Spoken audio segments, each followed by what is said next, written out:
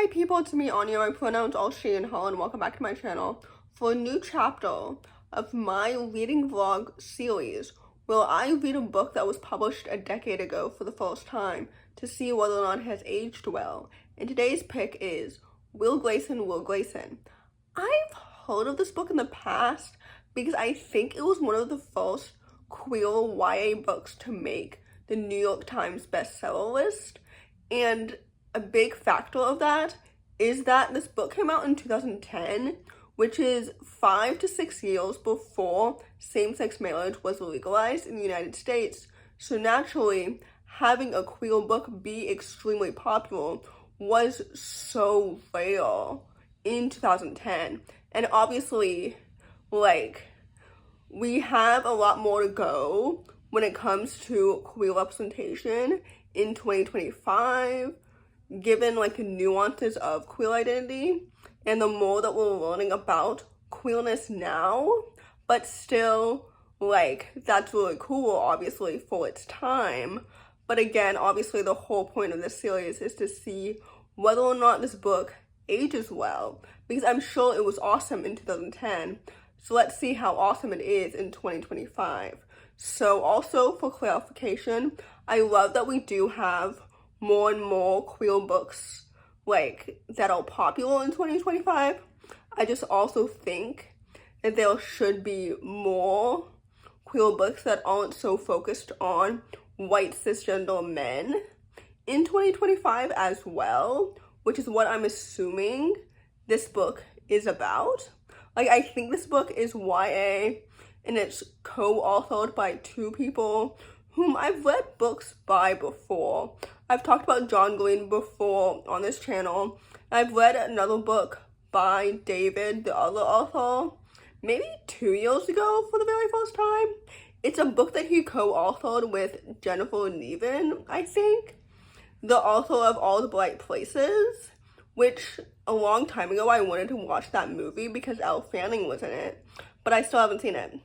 So anyway, all that to say, I digress. I'm excited to read this book, but I'm not quite sure if it will age well. I'm sure, like I said, that it was revolutionary for its time, but that was 15 years ago.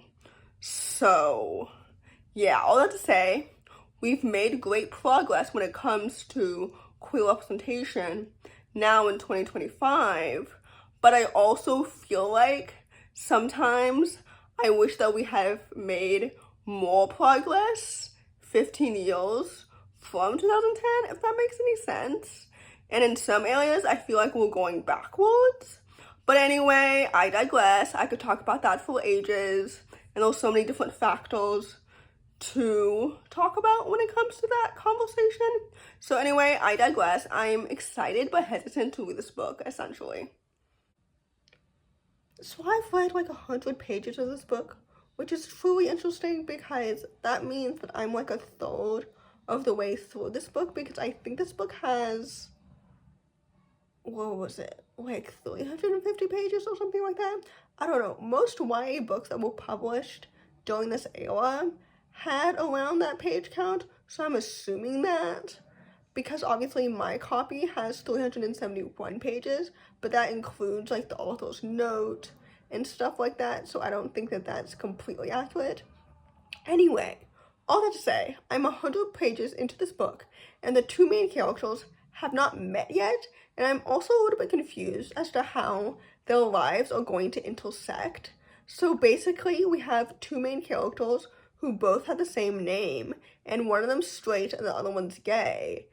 And basically, the gay one is super depressed, and he has an online boyfriend and not many friends in real life. And then the straight one, what's his deal? He has a friend named Tiny who's gay, and Tiny's trying to convince him to join the musical or help out with the musical, which is a biographical story of Tiny's life. And Tiny is part of the GSA at his school. And yeah, I'm liking this book, but I'm not loving it, which is what I expected to happen. And reading this book kind of reminds me of why I was so hesitant about reading YA books when I was younger, because so many YA books were, first of all, so often boy heavy.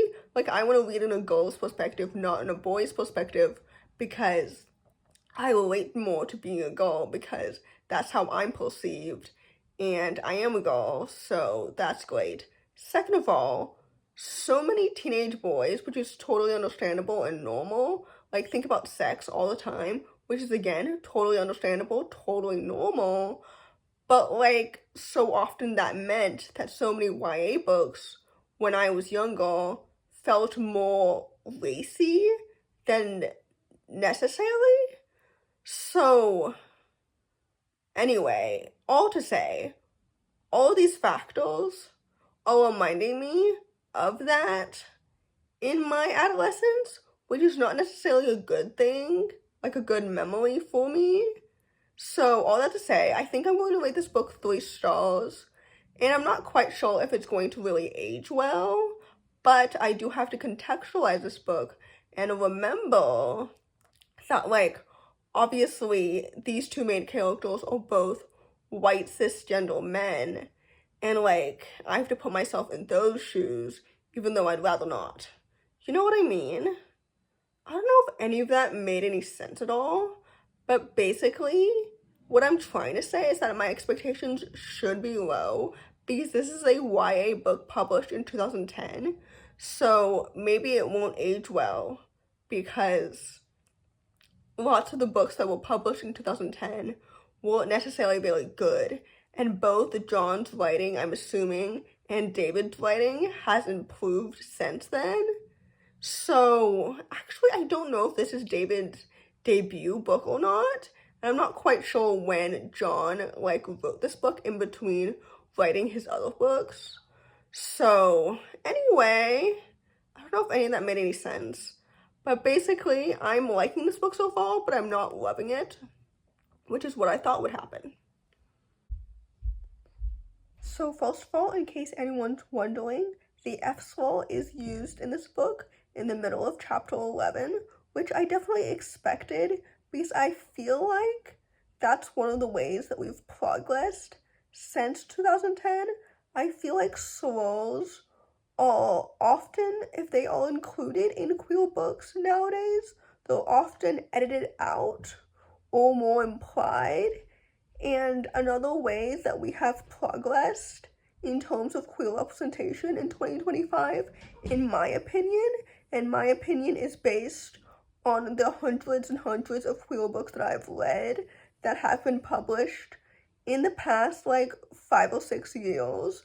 By the way, that's where all of my evidence is coming from, is that, like, books containing queer sex and sex scenes in general in YA books are simply written better than they were, like, before, like, 2018 or so, because I feel like, I don't know, I feel like before that, so many teenagers were written in a way that, like, sexualized them instead of being written in a way that didn't. And I think that that's why it annoyed me that so many YA books were racy when I was younger. I don't know if that makes any sense, but I hope it provides some clarification for what I was saying earlier. So anyway, I'm now halfway through this book.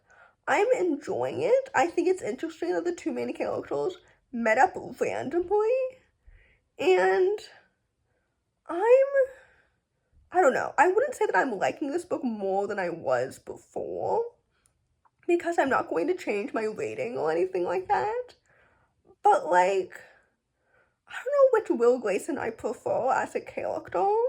I think that I feel more bad for the gay main character than the straight main character, but only because, like, he's more depressed and lonely, and now he's interested in Tiny, which will be an interesting romance as well.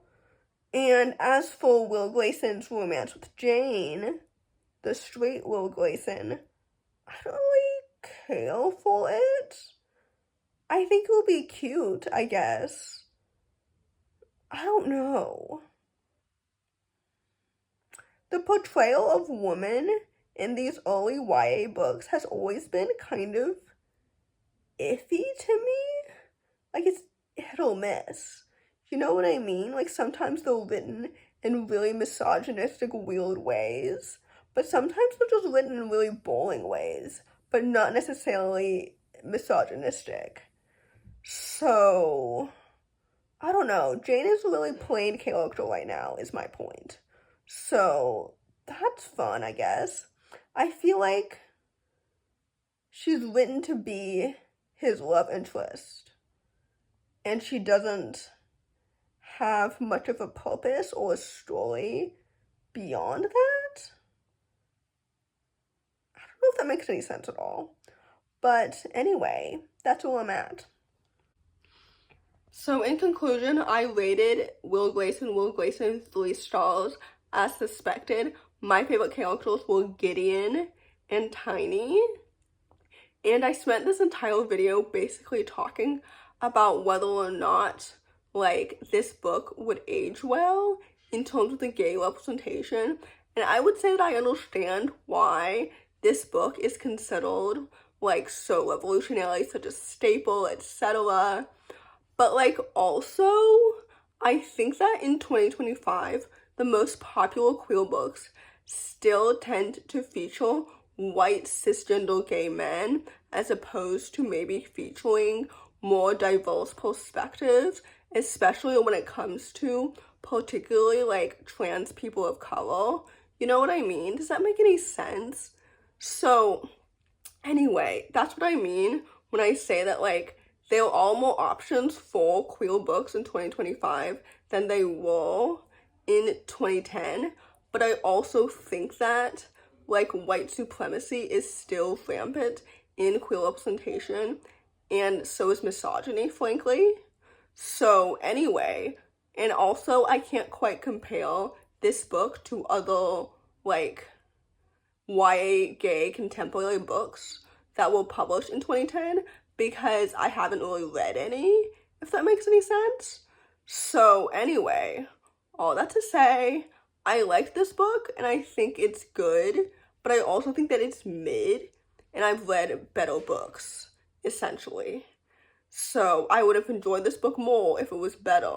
But I don't really know if that makes any sense at all, because like when I say that I've read better books, I'm comparing this book to other books that I've read more recently, instead of comparing it and contextualizing it with other books written around the same time. So I don't really know if that's a fair assessment for me to make. But anyway, that's my assessment. So yes, there's that. So in conclusion, first of all, I'm pre-filming this video on Boxing Day in 2025, which is why I keep referring to 2025 as opposed to 2026, which is when this video will be public.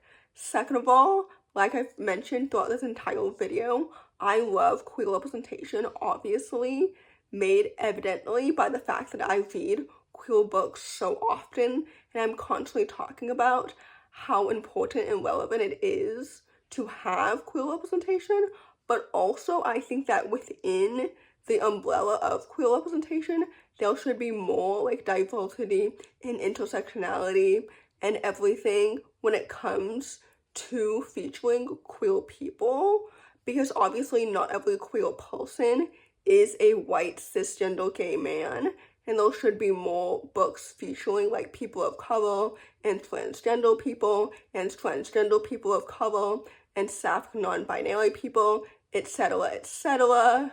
So yes, I hope that all made sense, and I felt like I talked in circles throughout this entire video, but oftentimes whenever I'm filming a reading vlog, I feel like I have to constantly clarify what I'm trying to say, which means that I'm constantly repeating myself because I feel like people don't always understand what I mean right away, if that makes any sense. Because I feel like in my personal life, like oftentimes people don't understand what I mean right away, so I've always had to like explain what I mean multiple times. So that means that whenever I'm filming, I tend to sound like a broken record. So anyway, that's why I explain oftentimes the same thing in different ways multiple times. So anyway, in conclusion, I hope that you enjoy this video. I'm not quite sure how often I'm going to continue this series in 2026 because I kind of ran out of options of books to read, which is why it's been so many months since I've done a video in this series. So yeah, basically if you have any options for a YA book that was published a decade ago that I haven't read yet, leave them down below. And if you enjoy this video, please don't hesitate to give it a big thumbs up. Comment down below the panda emoji if you made it all the way to the end of the video. Thanks for watching. Subscribe to my channel if you're new, and I'll see you in my next video. Bye.